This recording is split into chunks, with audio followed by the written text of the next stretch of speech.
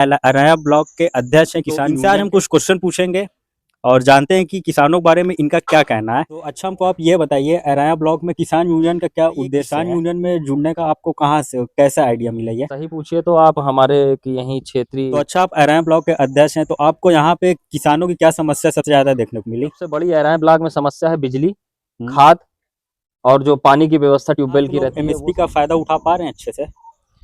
MSP मतलब minimum support price की बात जहां तक करें अपने अररिया किसानों को तो पता ही नहीं है कि अपने अररिया ब्लॉक का क्रय केंद्र है कहाँ। सब्जी नवीन सब्जी मंडी में वहां मतलब यहाँ जो भी अधिकारी बैठे हैं अपने कृषि विभाग के, उनको सिर्फ और सिर्फ ये मान लीजिए कुर्सी तोड़ने का ही। सरकारी योजना पर सवाल करते हैं कि इसमें से क्या लाभ होता है किसानों को? हमारे ही धान को हमसे ही खरीद के कम रेट में आप उसमें जो है तो आप फसल बीमा योजना है, इसमें किसानों को क्या लाभ है?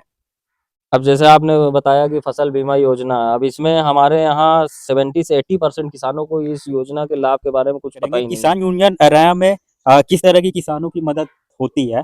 आप यहाँ पे किस तरह के किसानों की मदद करते हैं? जैसा कि हम लोग किसानों की मदद, आप ये समझ लीजिए कि हमारी तीन कोई बड़े धरने को लेकर कुछ बात हुई है? कभी हुआ है बड़ा धरना?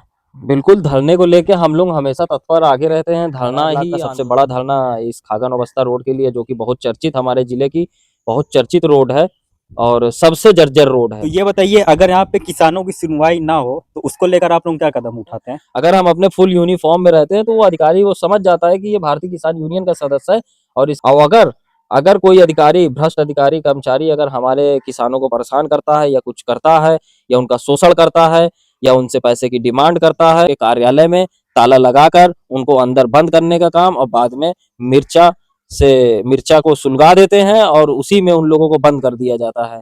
तो मैं उन भ्रष्ट अधिकारियों से भी आपके चैनल के माध्यम से कहना चाहूंगा कि अगर मेरे अररिया ब्लॉक में आपकी पोस्टिंग है तो आप लोग सुधरने का काम कर लीजिए, क्योंकि अगर पोल पट्टी खुली तो आपको आपके ऑफिस में बंद कर दिया जाएगा। क्योंकि इस समय हम ये देख रहे हैं किसानों को कर्ज बहुत बढ़ रहा है, तो इसका कोई सोल्यूशन है? जय हिंद दोस्तों, तो कैसे हैं आप लोग? आई होप अच्छे होंगे। तो आ चुके हम लोग आज अपनी एक नए वीडियो में। कुछ इंटरेस्टिंग वीडियो होने वाली है। जैसे कि हम लोग जान सकते हैं कि किसानों की हित की बात रखने के लिए आज हमारे साथ बैठे हमारे साथ दीपू मौर्य जी, जो कि ये हमारे अररिया ब्लॉक के अध्यक्ष हैं किसान यूनियन के। तो इनसे आज हम कुछ क्वेश्चन पूछेंगे और जानते हैं कि किसानों के बारे में इनका क्या कहना है। तो दीपू ये जी, आप अपना सबसे पहले परिचय दीजिए। पहले तो आपके चैनल के माध्यम से मैं सभी आपके व्यूअर्स को बहुत बहुत नमस्कार एवं सबसे पहले मैं जय जवान जय किसान के नारे से आप सभी किसान बंधुओं एवं किसान सदस्य जो हमारे अररिया ब्लॉक के हैं या हमारे ज़िले फतेहपुर के हैं, सभी लोगों को हम अपने तहे दिल से अभिनंदन वंदन एवं चंदन करते हैं आपके चैनल पे। और जो भी आपके व्यूअर्स हैं मैं उनका भी हार्दिक स्वागत एवं अभिनंदन करता हूं। तो अच्छा, हमको आप ये बताइए, अररिया ब्लॉक में किसान यूनियन का क्या उद्देश्य है? किसान यूनियन का उद्देश्य, हम किसानों की बात करते हैं, किसानों के हक के लिए लड़ाई लड़ते हैं और उद्देश्य यही है कि आज जो सरकारी जो तंज हैं, यहाँ पे जो सरकारी व्यवस्थाएं हैं वो हमारे किसानों तक सही मूलभूत तरीके से नहीं पहुंच पाती हैं।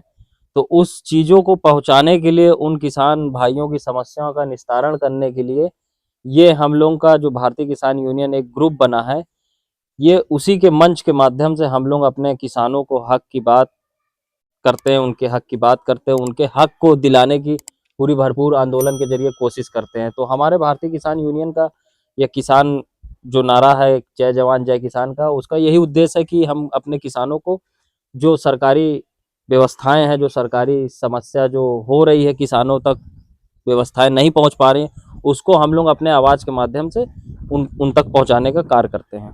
तो अच्छा, आप ये बताइए, किसान यूनियन में जुड़ने का आपको कहाँ से कैसा आइडिया मिला ये?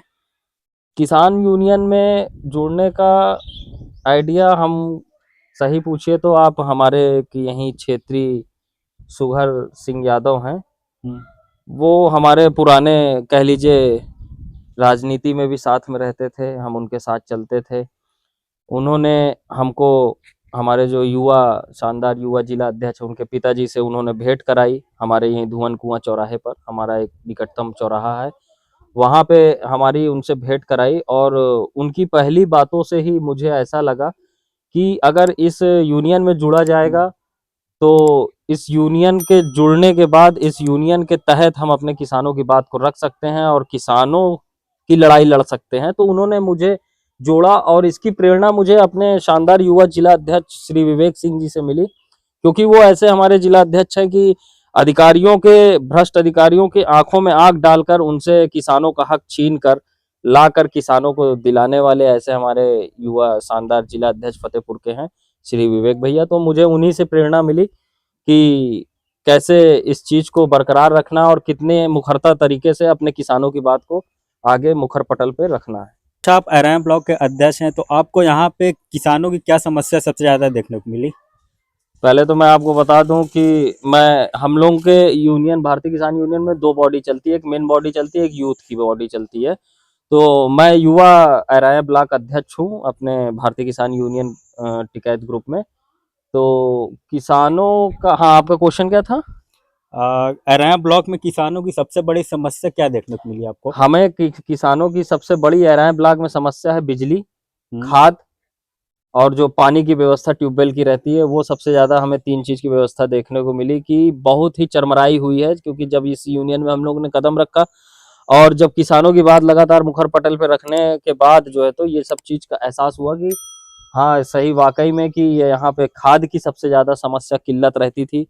और आप बिजली कह लीजिए, अब गर्मी का मौसम आ रहा है, इसमें गर्मी के बाद आप ये समझ लीजिए धान का रोपाई होगी, तो उसमें सबसे ज़्यादा किसानों को बिजली के संबंधित बहुत समस्या देखने को मिलती है। तो हम कहेंगे कि खाद और बिजली की समस्या ज़्यादातर। अच्छा, तो यहाँ के लोग एमएसपी का फायदा उठा पा रहे हैं अच्छे से? एमएसपी मतलब मिनिमम सपोर्ट प्राइस की बात जहां तक करें अपने अराय ब्लॉक में, तो अपने अराय ब्लॉक के किसानों को अभी तक पूर्णतः अभी 50%, हम कहेंगे 30% ही लाभ उठा पा रहे हैं लोग।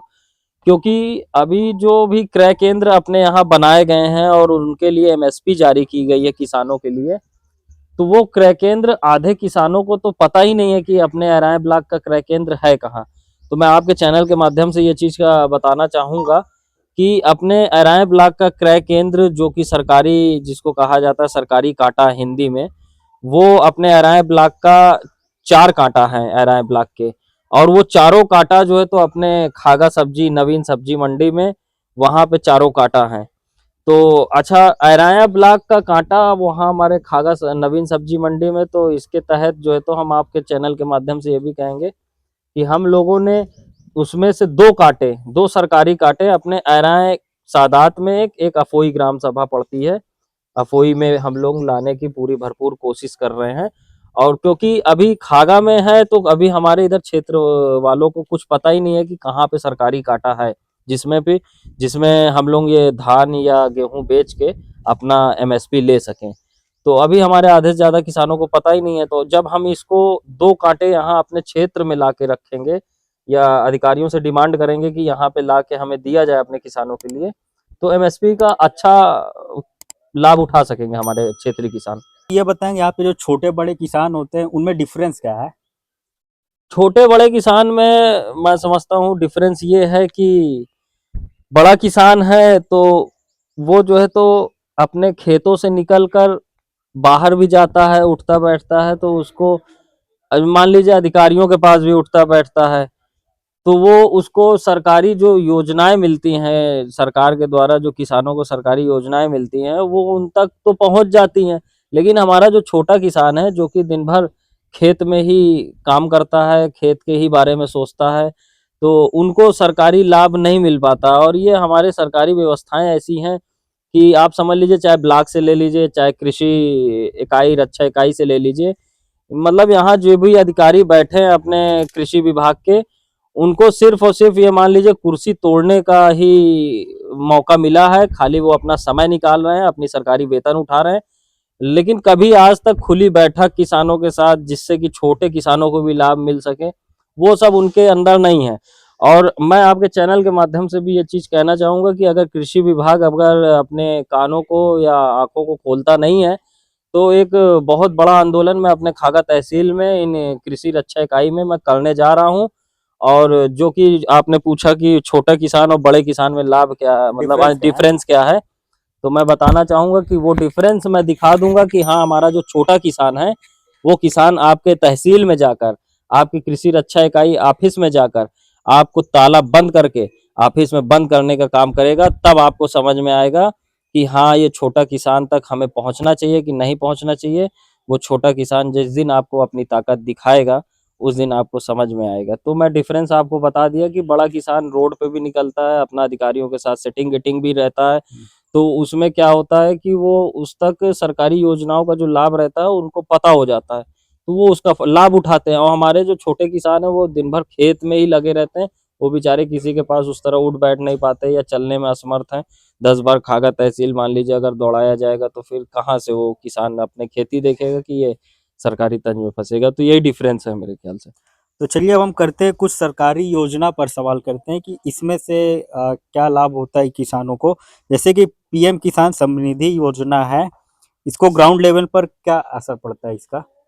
पीएम किसान सम्मान निधि योजना जो है तो ग्राउंड लेवल पे असर क्या है कि ये एक दिखावा है सरकार का। अब आप ये समझिए, ये किसान सम्मान निधि का नाम दे रखे हैं, ये सरकार ने किसान सम्मान निधि का नाम दे रखी है।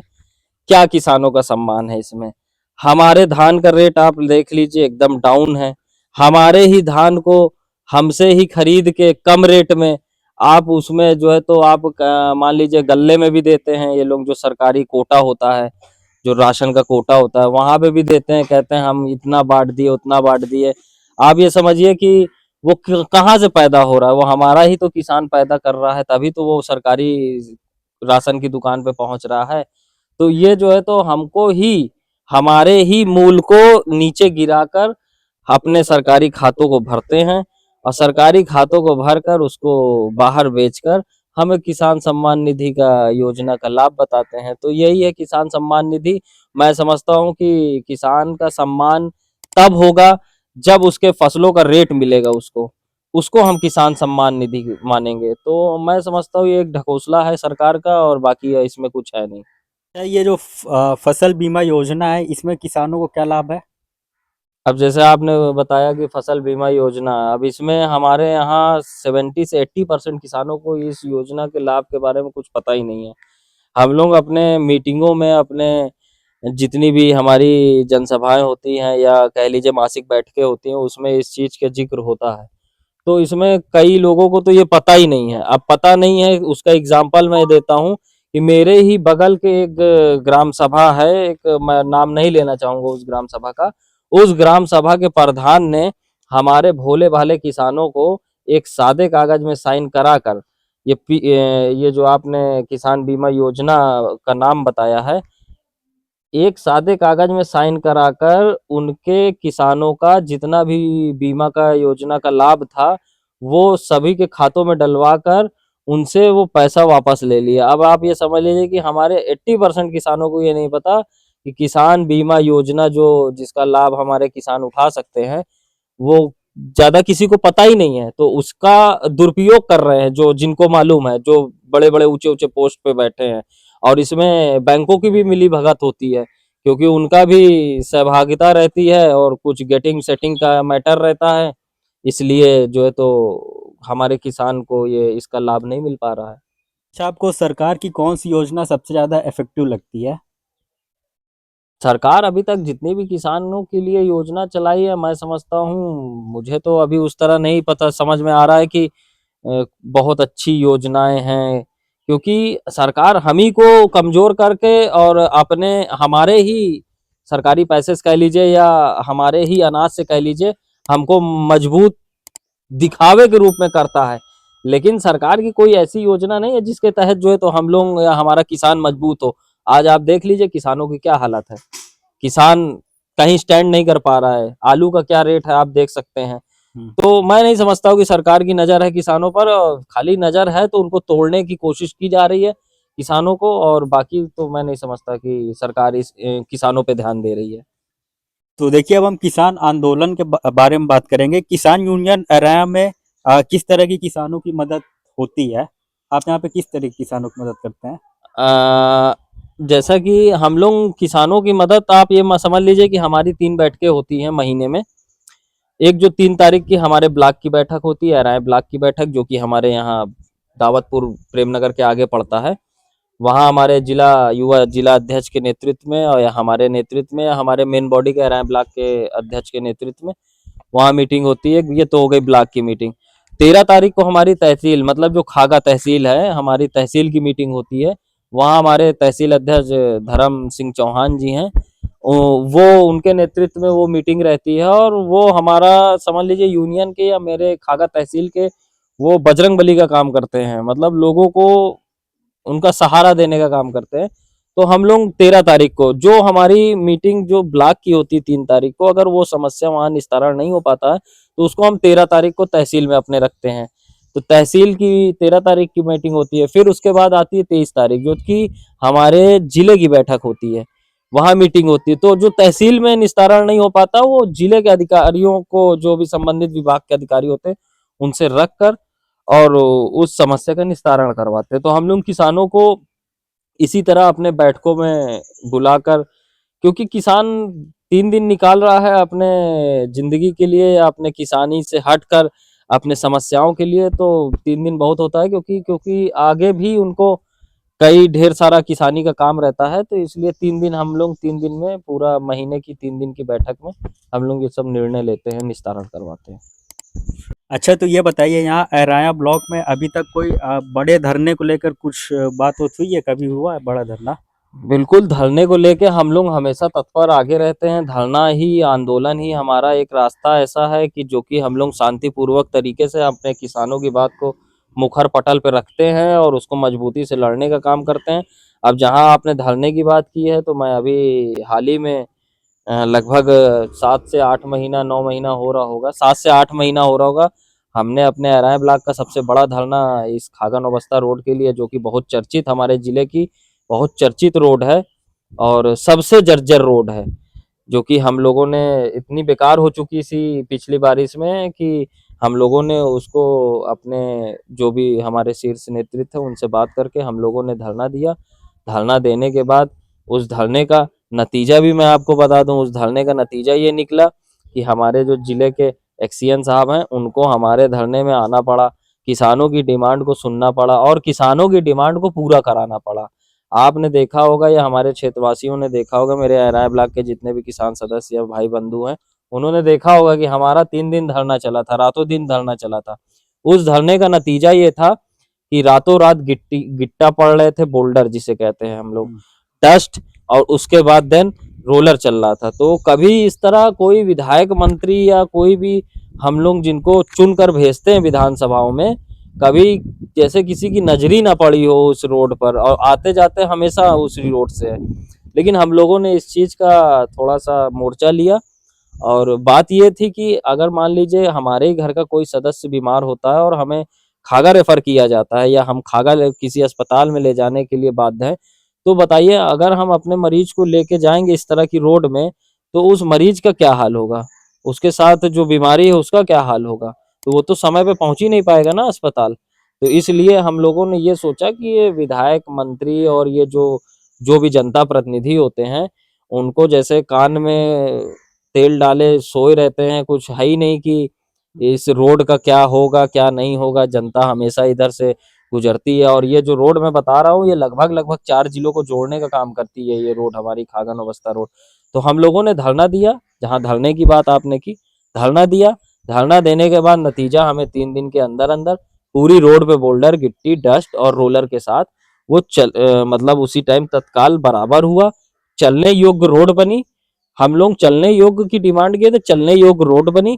आज नतीजा उसका ये है कि हम लोग का ये रोड इतना हम लोग चर्चे में उठा दिए थे भारतीय किसान यूनियन, कि वो रोड आज 11 किलोमीटर पास होकर आज वो रोड की स्थिति ये है कि वो बनने के लिए तैयार है और वो बन रही है, काम चालू हो चुका है। तो मैं अपने सारे अराय ब्लॉक के पदाधिकारियों को भी बहुत बहुत धन्यवाद देता हूं, जो कि उन्होंने धरना दे के इस रोड को अपने मुकाम तक पहुंचाने की बात उठाई और अब वो काम चालू है। तो ये बताइए, अगर यहाँ पे किसानों की सुनवाई ना हो तो उसको लेकर आप लोग क्या कदम उठाते हैं? किसानों की जैसे सुनवाई नहीं होती है, अमूमन होता क्या है, अगर हमारे ये जो आप हमारा अंगोछा देख रहे हैं, अगर हमारे भारतीय किसान यूनियन में अगर कोई सदस्य जुड़ा है या किसान जुड़ा है, तो वो अगर अंगोछा डाल के और टोपी लगा के अपने फुल यूनिफॉर्म में, जैसे पुलिस वाले अपने प्रशासन जो होता है वो अपने फुल यूनिफॉर्म में जब रहता है और किसी भी क्षेत्र में निकलता है तो लगता है कि हाँ एक डर बनता है। तो उसी डर का हम लोगों के जो यूनियन में डर है, ये हमारा हरा अंगोछा और हरी टोपी है। किसी भी विभाग में अगर हम लोग जाते हैं, अगर हम अपने फुल यूनिफॉर्म में रहते हैं, तो वो अधिकारी वो समझ जाता है कि ये भारतीय किसान यूनियन का सदस्य है और इसकी बात को सामने रख कर जल्द से जल्द काम करें। और अगर अगर कोई अधिकारी, भ्रष्ट अधिकारी, कर्मचारी अगर हमारे किसानों को परेशान करता है या कुछ करता है या उनका शोषण करता है या उनसे पैसे की डिमांड करता है, तो हम लोग ऐसे भ्रष्ट अधिकारी कर्मचारियों को उनके कार्यालय में ताला लगाकर उनको अंदर बंद करने का काम, और बाद में मिर्चा को सुलगा देते हैं और उसी में उन लोगों को बंद कर दिया जाता है। तो मैं उन भ्रष्ट अधिकारियों से भी आपके चैनल के माध्यम से कहना चाहूंगा कि अगर मेरे हराए ब्लॉक में आपकी पोस्टिंग है तो आप लोग सुधरने का काम कर लीजिए, क्योंकि अगर पोल पट्टी खुली तो आपको आपके ऑफिस में बंद कर दिया जाएगा, क्योंकि आपको काम करना नहीं है। जब काम नहीं करना है तो आप बैठिए ऑफिस में, हम लोग ताला बंद कर देंगे। तो अच्छा, आपके अराया ब्लॉक में सबसे बड़ा अचीवमेंट क्या है? अगर हम लोग के हराए ब्लॉक में भारतीय किसान यूनियन का अचीवमेंट अगर देखेंगे तो सबसे बड़ा अचीवमेंट तो मैं ये मानता हूँ कि हमारे यहाँ के जो हराए ब्लॉक के किसान हैं वो एकजुट हो रहे हैं। यही हमारा सबसे बड़ा अचीवमेंट है। और अचीवमेंट का जहां बात करें कि जो हम लोगों ने किया आज तक, जितने भी धरने दिए, जिस काम के लिए दिए, वो मुखरता से सुना गया और उसको बड़े अधिकारियों ने, जिले के अधिकारियों ने या मंडल के अधिकारियों ने उस पर नजर बनाई रखी और उस काम को पूरा किया। तो हमारा सबसे बड़ा अचीवमेंट यही है कि किसान सदस्य एकजुट हो रहा है और आगे बढ़ने के लिए तैयार है। तो हम बात करेंगे आर्थिक मुद्दों के बारे में। तो आप हमको ये बताइए, खेती आपके टाइम में प्रॉफिटेबल है या फिर और मुश्किल हो गई है? मैं समझता हूँ आज की डेट में जो चल रहा है, सरकारें जो जिस हिसाब से काम कर रही हैं, किसान के लिए खेती करना बहुत मुश्किल हो गया है। आप ये समझ लीजिए कि बीज इतने महंगे आ रहे हैं, खाद इतनी महंगी कर दी इन्होंने, और किसान जो भी चीज, अगर एक बीघे का अगर आंकड़ा अपना धान का ही निकाल के देख ले तो किसान को कुछ बचत नहीं है, क्योंकि वो शुरुआत बीज से या जुताई बुवाई से करता है। आज की डेट में डीजल आप देख लीजिए कितने में डीजल, जिससे कि वो अपने खेतों को जुताएगा और जुता के बुवाई कराएगा, तो बुवाई में भी इतना बीज इतना महंगा कर दिए हैं और खाद इतनी महंगी है, आसमान छू रही है। खाद का जो अपना वजन था उसको घटा दिए हैं और रेट बढ़ा दिए हैं। तो किसान के लिए आज की डेट में खेती करना आसान नहीं हो रहा है। किसान मैं समझता हूँ इतना मजबूत कड़ी है, ये मान लीजिए अपने देश की सबसे रीढ़ की हड्डी किसानों की इसलिए कहा जाता है क्योंकि वही किसान जो है तो पूरे देश का पेट भरता है, जिसको हम अन्नदाता कहते हैं। अच्छा, किसान से बड़ा कोई जुआ खेलने वाला नहीं है। किसान हर बार अपनी खेती में हारता है, हर बार वो कुछ ना कुछ लॉस में रहता है, उसके बावजूद वो फसल वही करेगा, क्योंकि सबसे धैर्य पूर्वक जो होता है वो भी वो उसको किसान ही कहते हैं। और सबसे बड़ा जो जुआ खेलता है वो सबसे बड़ा जुआ अपना भारत देश का किसान खेलता है। तो किसान जो है इतनी टाइम जो भी खेती कर रहा है वो सब लॉस में जा रही है, तो उसके लिए बहुत खेती, यही सरकारें चाहती हैं कि किसान अपनी खेती को छोड़े, तो भूमि अधिग्रहण के तहत उनका जमीनों पे कब्जा हो। तो मैं समझता हूँ कि किसान अभी बहुत लॉस में चल रहा है अपने खेती से। तो अच्छा, इस समय हम ये देख रहे हैं किसानों को कर्ज बहुत बढ़ रहा है, तो इसका कोई सॉल्यूशन है? किसानों का कर्ज जो बढ़ रहा है, मैं समझता हूँ ये सरकार को इसका सलूशन ढूंढना चाहिए। और हम लोगों के हिसाब से ये सरकार की वजह से किसान का कर्ज बढ़ रहा है। सरकार किसानों को इतना कर्ज दे रही है और सरकार हमारे देश की है वो किसानों की कमर तोड़ने का काम कर रही है। तो जब किसी किसान की कमर टूटेगी तो वो जाहिर सी बात है वो कर्ज लेगा, और जब वो कर्ज लेता है, उन्होंने अपने कर्ज को इतना खुले मतलब दरवाजे से खोल रखा है सारे कर्ज को, कि किसान तुरंत जो है तो जब उसको अपने फसल का भाव नहीं मिलता है तो वो तुरंत कर्ज की तरफ भागता है। तो मैं समझता हूँ किसान कर्ज से डूब रहा है। इसका कोई सॉल्यूशन? इसका सॉल्यूशन जो है तो मैं नहीं समझता। मुझे तो ये लगता है कि किसानों को कर्ज ना लेकर अपने मूलभूत खेती पे ध्यान देना चाहिए और जो भी सरकार ने एमएसपी लागू की है उस पे जाके अपने सारे फसलों का दाम ले अच्छे से, तो आपको कर्ज लेने की जरूरत ही नहीं पड़ेगी। तो मेरे हिसाब से तो यही सोल्यूशन हो सकता है। तो हमको आप ये बताइए कि आज के युवा जो हैं वो खेती बाड़ी से इतना दूर क्यों जा रहे हैं? ये आपने बहुत अच्छा सवाल किया। तो मैं समझता हूँ कि मेरा जो, मैं अपनी बात जहाँ करूँगा, मैं भी एक युवा की ही श्रेणी में हूँ, तो मैं अपने से बात करता हूँ, मैं किसी और युवाओं की बात नहीं करता, मैं अपने से ही बात करता हूँ कि मैं भी एक किसान परिवार का सदस्य हूँ।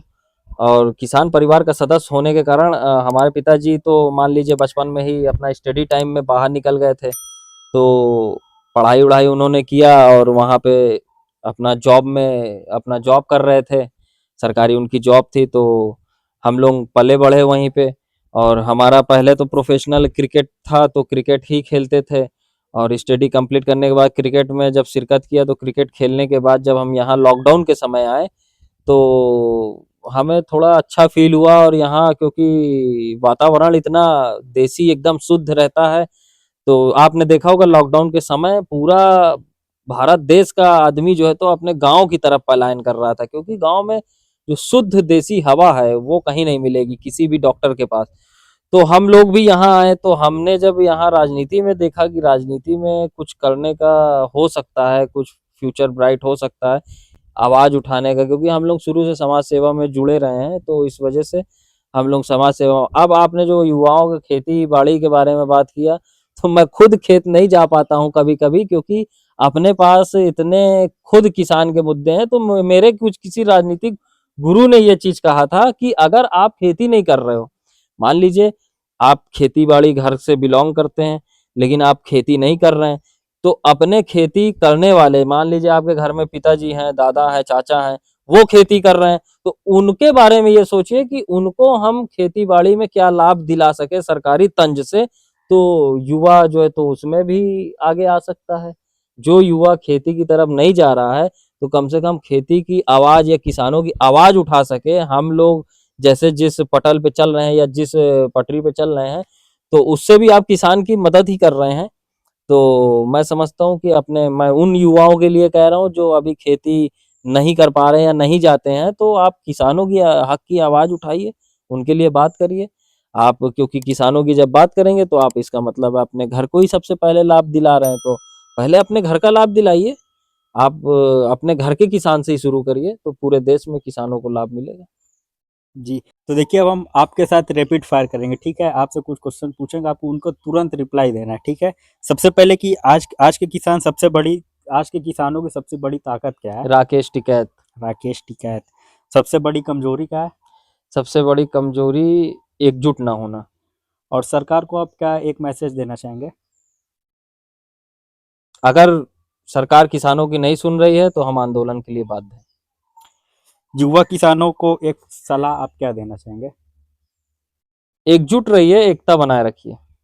जी। तो अच्छा ये बताइए कि आप यहाँ के ब्लॉक अध्यक्ष हैं, तो यहाँ के किसानों के लिए आप क्या सलाह देना चाहेंगे? मैं सभी किसानों से, अपने किसान बंधुओं से, अपने युवा साथियों से यही कहना चाहूंगा कि आप लोग एकत्र हो जाएं, एक झंडे और डंडे के नीचे आए, जो कि हमारे भारतीय किसान यूनियन के पास है। तो आप एकता बनाए रखेंगे तो आपको कोई तोड़ नहीं सकता। कितना भी भ्रष्ट अधिकारी या कर्मचारी आ जाए, वो कभी आपको तोड़ने का काम नहीं कर सकता, क्योंकि आपके अंदर एकता है। तो एकता बनाए रखें। तो आप हमको अब ये बताइए, जो लोग भारतीय किसान यूनियन में जुड़ना चाहते हैं, तो उनके बारे में आप क्या कहना चाहेंगे कि वो लोग कैसे जुड़े इस किसान यूनियन में, भारतीय किसान यूनियन में? मैं सभी अपने फतेहपुर जिले के या अपने रैं ब्लॉक के जितने भी किसान हैं, मैं सभी को ये बताना चाहूँगा कि इसमें जुड़ने का प्रोसेस कोई कुछ नहीं होता है उस तरह। आप पहले तो आप किसी न किसी के माध्यम से आप हर मीटिंग अटेंड करिए। जब आप हर मीटिंग अटेंड करेंगे तो आपकी एक 10 रुपए की रसीद बनती है, जो कि पूरे भारत देश की है वो। तो आप अपनी एक 10 रुपए की रसीद कटवाइए, जिससे कि आप उस भारतीय किसान यूनियन टिकैत ग्रुप के आप सदस्य हो जाएंगे। सदस्य होने के बाद आप मीटिंगों को अटेंड करते रहिए, तो आगे की जानकारी उन मीटिंगों द्वारा जो है तो आप तक पहुंचती रहेगी या अन्य किसान तक पहुंचती रहेगी। क्योंकि आप एक अपने मतलब घर परिवार या सदस्य एक अगर बंदा जोड़ रहे हैं इसमें, तो आपको भी इस चीज का पता नहीं है कि आप के अकेले जुड़ने से आप कितने लाखों या करोड़ों लोगों के साथ जुड़ गए। क्योंकि ये हमारा जो भारतीय किसान यूनियन संगठन जो चल रहा है, हमारा बीकेयू फतेहपुर नाम से जो संगठन ये चल रहा है, ये लगभग लगभग 35 साल पुराना संगठन है, जिसकी शुरुआत हमारे जो बाबा महेंद्र सिंह टिकैत जी थे, उन्होंने की थी। पहले उन्होंने सरकार को हिला के रखा किसानों के लिए, और फिर उनके उनके बाद जो है तो उनके दोनों सुपुत्र माननीय जो हमारे राष्ट्रीय अध्यक्ष हैं नरेश टिकैत जी, और उनके भाई जो हमारे राष्ट्रीय प्रवक्ता हैं माननीय राकेश टिकैत जी, तो इन दोनों ने बागडोर को संभाला। और हमारे जो यूथ के जो युवा प्रदेश अध्यक्ष माननीय अनुज सिंह, जो कि हमारे प्रयागराज में ही निवास करते हैं, तो उनका भी बहुत अच्छा साथ रहता है हम लोगों को, किसान सदस्यों को, क्योंकि वो भी हमारी रीढ़ की हड्डी वो भी हैं। तो हम लोग ये समझते हैं कि आप एक 10 रुपए की पर्ची से अपने रसीद को कटवाइए और इस भारतीय किसान यूनियन में सदस्य बनने का काम करिए, और आपको भी नहीं पता कि आप कितने करोड़ों लोगों के साथ जुड़ गए। हमारा ये संगठन जो है तो पूरे विश्व में 26 देशों में चल रहा है। तो मैं समझता हूँ आप सबसे लकी साबित होंगे कि इस संगठन में जुड़ रहे हैं, और किसानों की आवाज़ सबसे ज़्यादा इस संगठन में सुनी जाती है, क्योंकि बहुत से नकली चेहरे हैं जो कि जड़ से, मतलब एक मान लीजिए एक पौधा जब तैयार होता है तो उसकी जड़ें नीचे से रहती हैं, तो उसमें जब पौधा तैयार होता है तो उसमें टहनियाँ तो कई निकलती हैं, तो टहनी को मत ध्यान दीजिए, जड़ तो जड़ होता है ना। तो हमारा जो जो यूनियन है या संगठन है वो हमारा जड़ है। तो राकेश टिकैत साहब ने जिसको अभी बरकरार रखा है, और वो अपनी, आपने देखा होगा कि पिछले कुछ साल पहले जो है तो 13 महीने आंदोलन चला था एमएसपी काले कानून, 3 काले कानून को लेके, जो कि बहुत ही अच्छा किसानों ने उसमें अपनी आवाज को रखा। उनके साथ बहुत ही बदसलूकी भी हुई और कई किसान मारे भी गए। तो सरकार को हिलाने के लिए सबसे अच्छा संगठन भारतीय किसान यूनियन टिकैत का परिवार। तो हमको अब ये बताइए कि आपको भारतीय किसान यूनियन में सबसे ज़्यादा सपोर्ट कौन करता है? मैं समझता हूँ कि सबसे पहला तो मेरा किसान भाई, किसान सदस्य जो हमारे क्षेत्रीय किसान हैं, वो सबसे बड़ी उनकी ताकत है जो कि हमारा सपोर्ट बन रही है। और मैं अपने शानदार युवा जिला अध्यक्ष जी का नाम लेना चाहूँगा, श्री विवेक भैया हैं, श्री विवेक सिंह जी, एडवोकेट विवेक सिंह।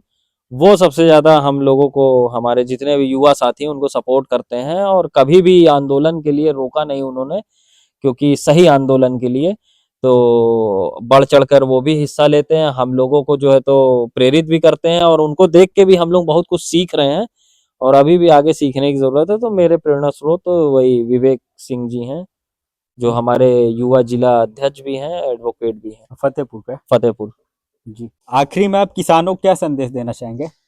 मैं सभी किसानों को अपने ब्लॉक की तरफ से, अपने जिले की तरफ से, मैं सभी किसानों, समस्त किसानों को यही संदेश देना चाहूँगा कि एकजुट हो जाइए, क्योंकि सरकार आपको तोड़ने का काम कर रही है। तो आपकी एकता और एकजुटता का ही आपको लाभ मिलेगा, और आप एकजुट हो जाइए। मैं अपने अराय ब्लॉक की तरफ से सभी किसान भाइयों को यही संदेश, अपने युवाओं को भी यही संदेश देना चाहूँगा कि सब आप लोग एकजुट हो जाइए। एकजुट रहेंगे तो आपकी ताकत को सुना जाएगा और समझा जाएगा, और उस पे काम भी होगा। तो मैं यही संदेश देना चाहूँगा। तो चलिए, आपके साथ मिलकर हमको बहुत ही अच्छा लगा। तो मैं अपने व्यूअर्स को ये कहूँगा, आप लोग कमेंट सेक्शन में बताइए कि हमारा पॉडकास्ट कैसा लगा, और आपको कुछ भी पूछना हो तो आप लोग कमेंट सेक्शन में पूछ सकते हो। और बाकी चैनल को सब्सक्राइब करिएगा, आपको ऐसी वीडियोस हमारे इस यूट्यूब चैनल पे मिलती रहेगी। और वीडियो को लाइक करिएगा, और जितना हो जाए उतना हमारे वीडियो को शेयर करिए, मैं किसानों तक पहुँचाइए। मैं आपके चैनल का भी बहुत बहुत धन्यवाद देना चाहता हूँ, जो कि आपने अपने चैनल पे किसानों की बात को सुना, रखा, और अब जो कि देखेंगे आपके व्यूवर्स, तो मैं उनको भी बहुत बहुत बधाई देना चाहता हूँ, आपको भी, कि आपने जो कि हमारे देश का अन्नदाता है किसान, उनकी बातों को सुना, उनके लिए जो संघर्ष कर रहा है उनकी बातों को आपने सुना, और अपने चैनल के माध्यम से लोगों तक पहुंचा रहे हैं। बहुत ही अच्छा कार्य है। मैं सभी व्यूवर्स से भी यही कहना चाहूँगा कि इनके चैनल को लाइक करें, सब्सक्राइब करें, और सभी देशवासियों को, सभी हमारे प्रदेशवासियों को या हमारे जिले वासियों को, और हमारे एराय ब्लॉक के जितने भी किसान सदस्य हैं, युवा साथी हैं, सभी को होली की बहुत बहुत शुभकामनाएं। और इनके व्यूवर्स को भी मैं यही कहना चाहूँगा कि इनकी वीडियो को लाइक करें, सब्सक्राइब करें। बहुत-बहुत धन्यवाद। जय जवान, जय किसान, संघर्ष से बचेगा हिंदुस्तान। और जय हिंद।